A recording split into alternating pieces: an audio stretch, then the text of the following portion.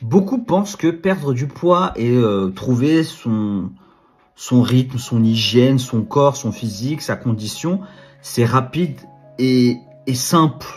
Mais en fait, ça demande énormément de temps. Cette vidéo, je vais essayer de la faire courte le plus possible, juste pour vous faire un petit bilan de mon évolution et pour vous montrer que des fois, on a besoin de temps pour se retrouver, pour se construire et pour continuer à se donner des objectifs. Moi, j'ai démarré en 2010. Le poids le plus élevé que j'ai pu relever, parce que je savais pas avant si j'étais peut-être plus haut, j'en sais rien. Où c'était 176 kilos, d'accord? 2010, 176 kilos. J'avais enchaîné 17 régimes, j'avais abandonné l'idée de perdre du poids, je m'étais résigné à me dire que c'était foutu, que c'était comme ça. Et qu'en plus de ça, à ce moment-là, le médecin du travail me disait, oui, vous ne dépasserez pas les 40 ans, j'en avais 30. Puis j'ai changé de travail, j'ai changé d'environnement et je me suis retrouvé à marcher plus. J'ai donc mis en activité, sorti de la sédentarité. Et les années coulant, 2012, j'ai commencé à perdre du poids, mais je ne le voyais pas, j'étais toujours en obésité morbide. 2014, fin de mon activité professionnelle, et là, je me rends compte que j'avais perdu 36 kilos. Je me suis dit, mais comment ça?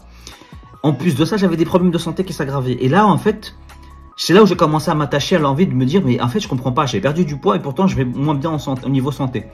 Et donc, j'ai commencé à réfléchir. J'ai découvert que j'étais en dépression chronique depuis des années, que j'étais HPI, HPE, que j'avais alors les TCA, je les connaissais déjà puisque j'avais été voir une diététicienne bien avant. Donc en fait que je pouvais travailler sur ça, travailler sur mon hygiène et travailler sur mon regard sur moi et tout ça. Donc tout ça, 2014, ça a été une année charnière. Plusieurs mois de travail sur moi. S'en est suivi après ce rééquilibrage de vie, d'une envie d'essayer de perdre du poids. Donc j'avais rééquilibré mon alimentation, travailler sur mes traumatismes, travailler sur mes TCA, travailler sur ma dépression, travailler sur mon hygiène de vie, travailler sur mon activité, voilà. Et là, je me suis dit, pourquoi pas perdre du poids? J'ai commencé le sport.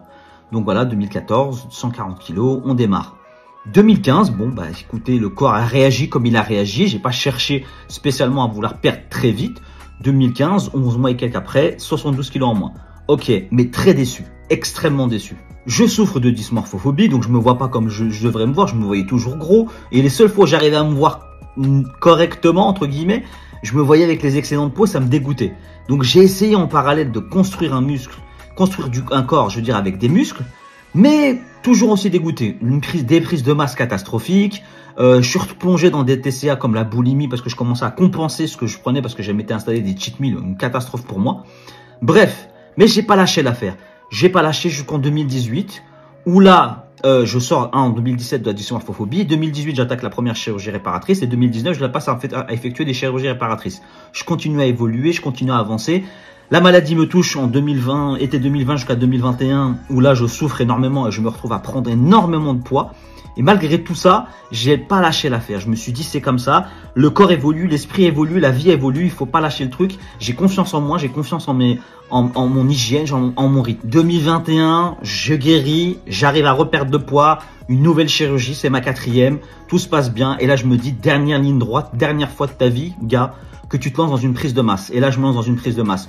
2022 complet. Et là, on est en 2023. Et j'attaque ma sèche.